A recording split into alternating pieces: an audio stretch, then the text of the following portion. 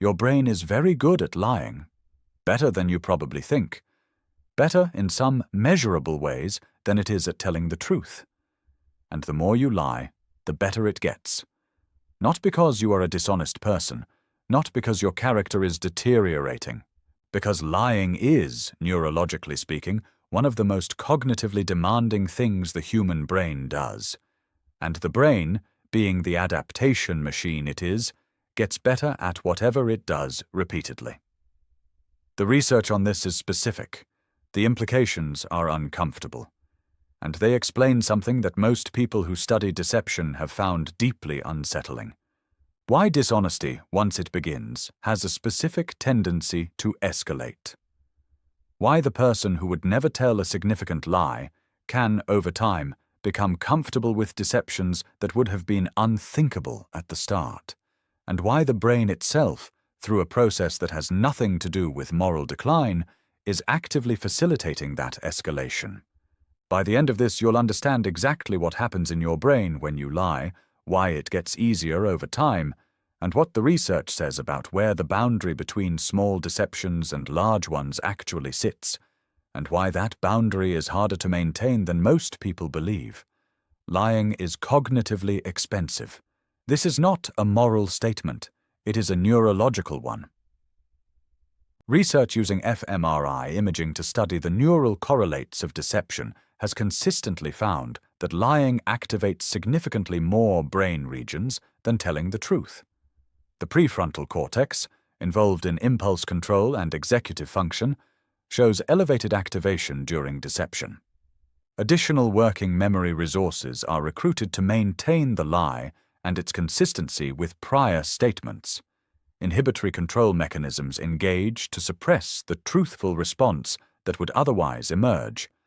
And in social contexts, where the lie must be calibrated to the audience, delivered with appropriate affect, and monitored for signs of detection, additional social cognitive resources are deployed. A 2001 neuroimaging study by Sean Spence at the University of Sheffield found that participants instructed to lie showed activation in regions associated with response inhibition and executive control that were not activated during truth-telling. The liar is doing more, holding more, managing more. Truth-telling, neurologically, is closer to simple retrieval. Lying is closer to a complex construction project, building a version of events that didn't happen, maintaining its internal consistency, calibrating it to the audience, and suppressing the true version simultaneously. This is why early lie detection research focused on cognitive load, the signs of mental effort that accompany deception.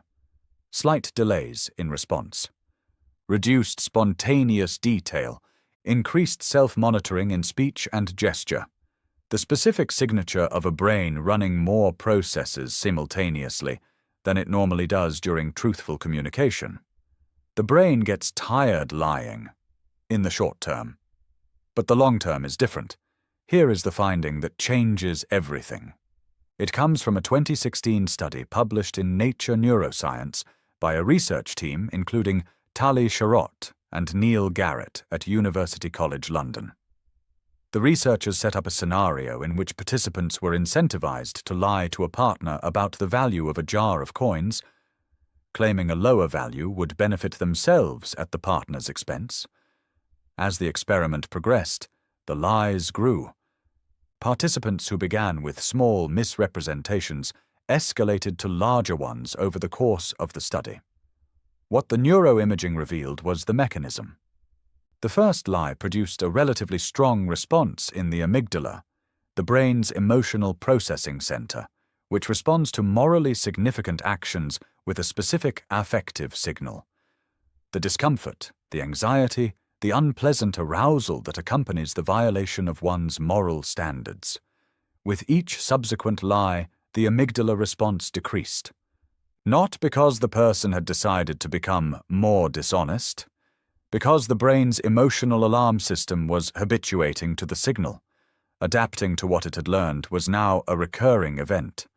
The emotional cost of lying, the discomfort that functions as an internal deterrent, was declining with each repetition. And here is the specific finding that connects to the escalation. The reduction in amygdala response predicted the size of the next lie. The smaller the emotional response to the current deception, the larger the deception that followed. The brain was not just becoming less uncomfortable with lying, it was becoming less constrained by the discomfort. And as the constraint weakened, the behavior expanded into the space the weakened constraint had vacated.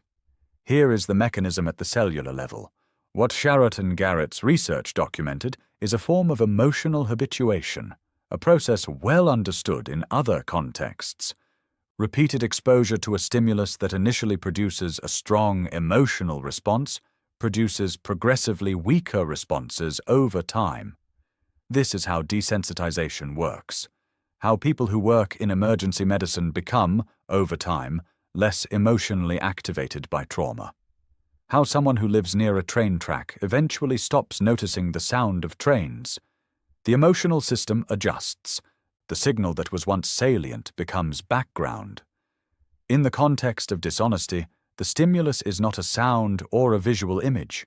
It is the person's own violation of their own moral standards, and the amygdala is habituating to it, treating it as a recurring event that does not require the same alarm response it did the first time.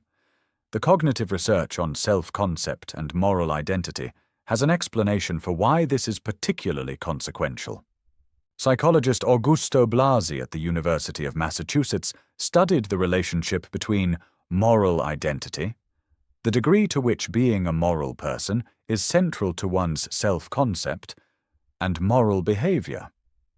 He found that people for whom moral identity was central showed greater motivation to act consistently with their moral standards. But this motivation is dependent, in part, on the emotional signals that moral violations produce. When those signals weaken, when the amygdala habituates to the act of lying and the discomfort decreases, the motivational force of moral identity also weakens, not because the person values honesty less in the abstract, because the internal enforcement mechanism that maintains the behavior has been reduced. Here is the specific finding about cognitive skill that makes the title of this video accurate. The research on deception and cognitive performance has established something that seems, on the surface, counterintuitive. Regular engagement in deception produces measurable improvements in specific cognitive capacities. Not general intelligence, not wisdom, not any capacity that would be identified as desirable in a holistic evaluation of human development, but the specific capacities that successful deception requires. Research on perspective-taking, the ability to model another person's beliefs, knowledge, and expectations, has found that habitual liars outperform honest people on tasks requiring accurate prediction of what another person knows and expects. Because successful lying requires continuously modeling the mind of the person being deceived, tracking what they believe, what they expect, what inconsistencies they might notice, running a real-time simulation of the deceived person's cognitive state. This is an advanced social cognitive skill, and it improves with practice like any other skill. Research on working memory and deception has found that people with more experience in deception show more efficient management of the multiple simultaneous demands that lying places on working memory. The construction of the false account, the maintenance of consistency with prior statements, the monitoring of the audience's response, the simultaneous suppression of the truth.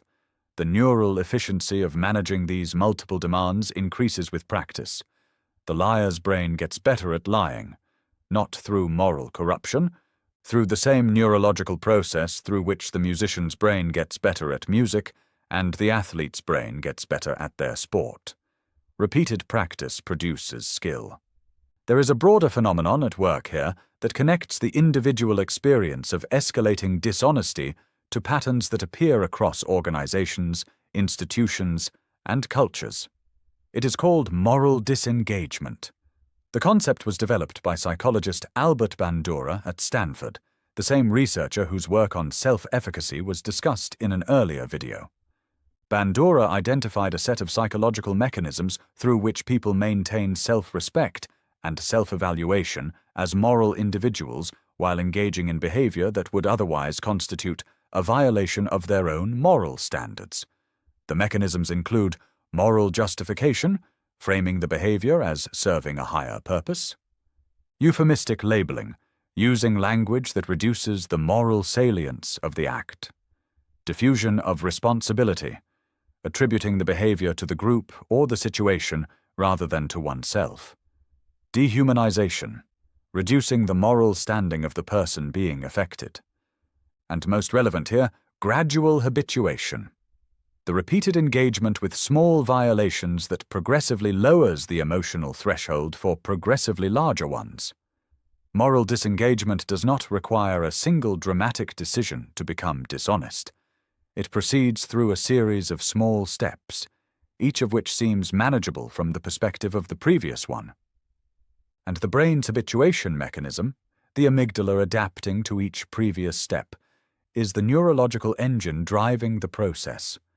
The person who embezzled millions did not, on day one, intend to embezzle millions.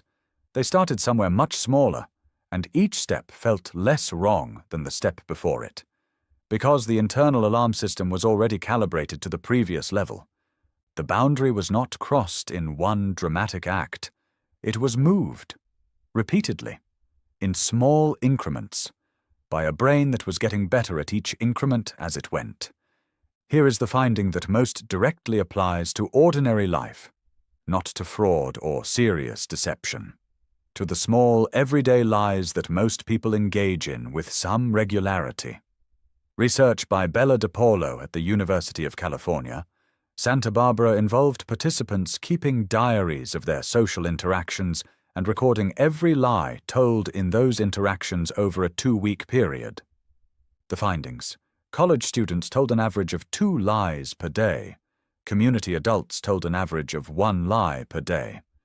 Most of these lies were not significant. They were the ordinary social lubricant of daily life. "I'm fine. I'm on my way. I loved it. I didn't see your message."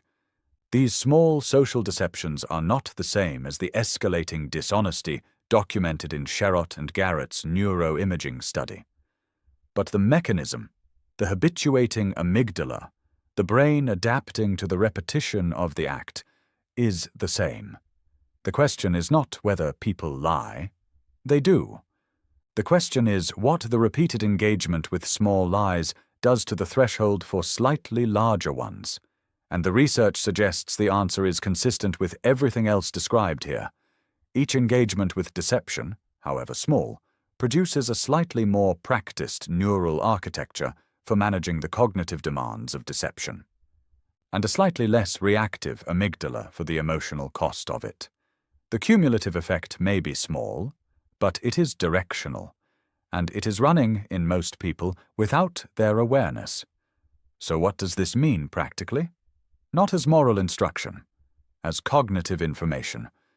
The research on the escalating nature of dishonesty suggests that the point of effective intervention is very early, not at the level of significant deception, but at the level where the habituation has barely begun, where the amygdala response is still strong and the motivation to maintain the moral standard is still largely intact. This is counterintuitive, because small lies do not feel consequential. The cost of addressing them seems disproportionate to their apparent significance, but the research suggests that the small lie is not just a small lie.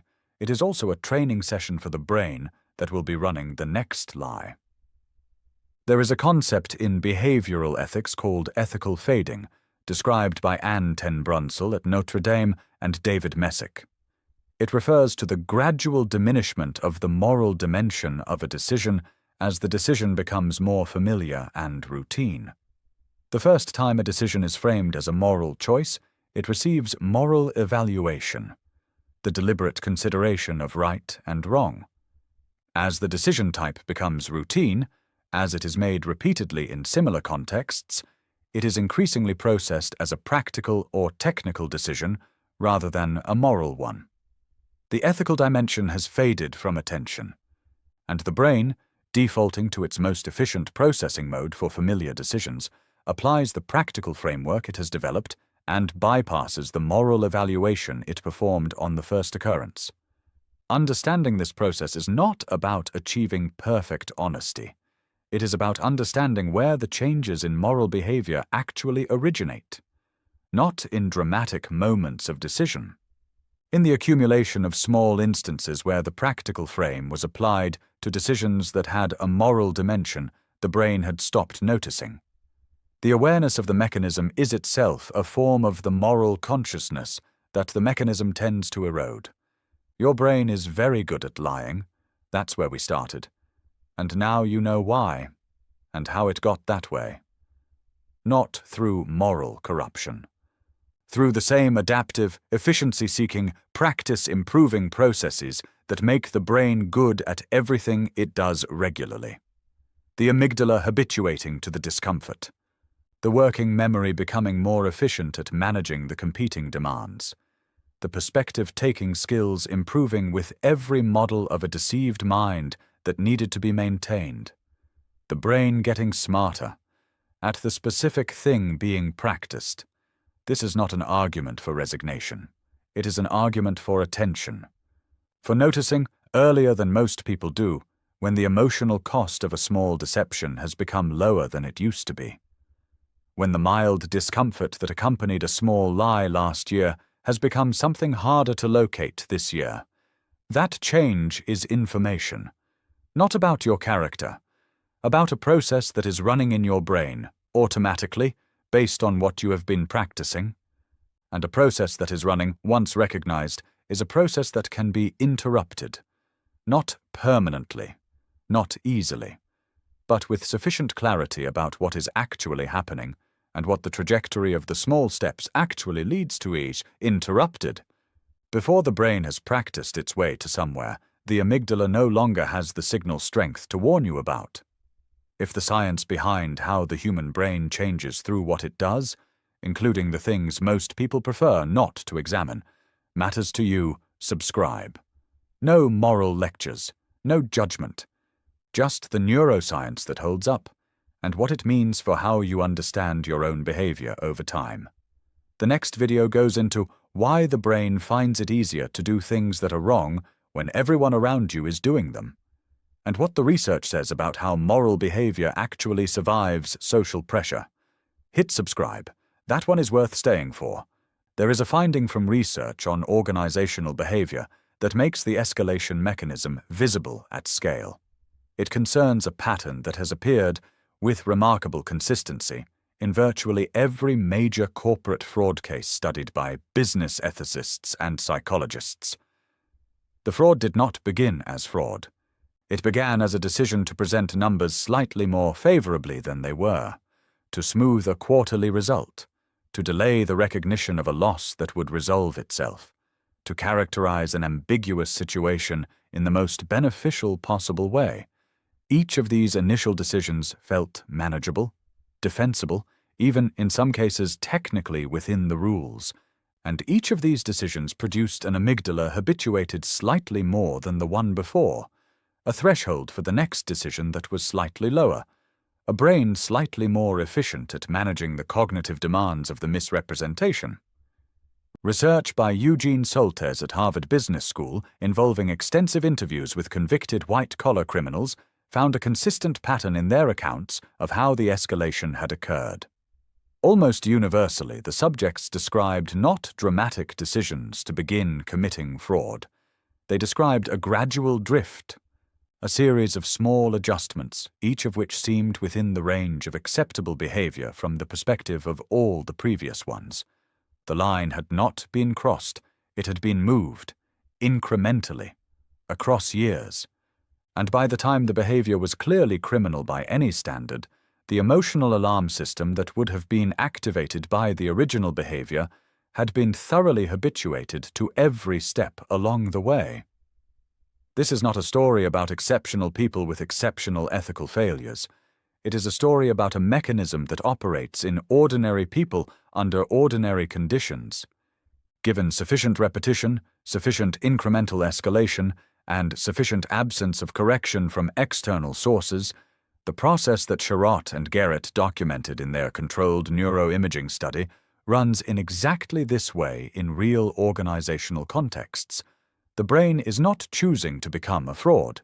It is adapting to what it has been asked to do, step by step, until the distance from where it started is too large to easily comprehend.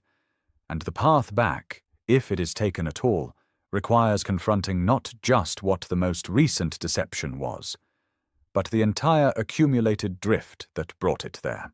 There is one more dimension to the lying and the brain research that rarely gets discussed, and it concerns not the liar, but the person being lied to. Research by Tim Levine at the University of Alabama, Birmingham, who has spent decades studying deception detection, has established something that most people find deeply counterintuitive. Humans are not good at detecting lies. Despite the extensive cultural mythology around tells, micro-expressions, body language cues, and the gut feeling that something is off, meta-analyses of lie detection research consistently show that people detect lies at rates barely above chance, approximately 54% accuracy across studies, which is essentially the rate you would achieve by flipping a coin. Professional lie detectors, police officers, judges, customs officials, intelligence interrogators, perform only marginally better, and in some studies, no better. The intuition that you can tell when someone is lying is not supported by the evidence, and there is a specific reason why. The tells that most people use to detect deception, gaze aversion, fidgeting, long pauses, apparent nervousness, are not reliably associated with lying. They are associated with anxiety, which liars sometimes feel, but which honest people also feel when accused or suspected, and which practiced liars, whose amygdalas have habituated to the discomfort of deception, feel considerably less. The research on this produces a deeply unsettling implication. The more practiced the liar, the less detectable the lie.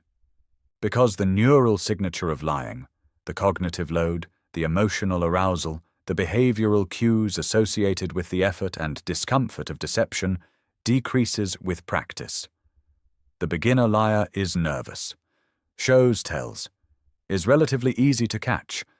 The practiced liar is calm, fluent, producing the behavior of someone doing something routine, because for them it is. This finding, combined with everything else described in this video, completes a picture that is not particularly comforting, but is very important to understand. The brain gets better at lying. The emotional cost decreases with repetition. The behavioral tells that would expose the lie diminish as the amygdala habituates. The social cognitive skills required for successful deception improve with practice. And the people around the liar, relying on detection methods that don't work well to begin with, become progressively less able to identify the deception as it becomes more fluent. The system, left to run without correction, has a built-in tendency toward escalation, not because humans are inherently dishonest, because the brain is adaptive, and it is adapting faithfully to what it is practiced in. Understanding that process, clearly without self-deception about how it works, is the beginning of the only kind of answer that actually addresses it.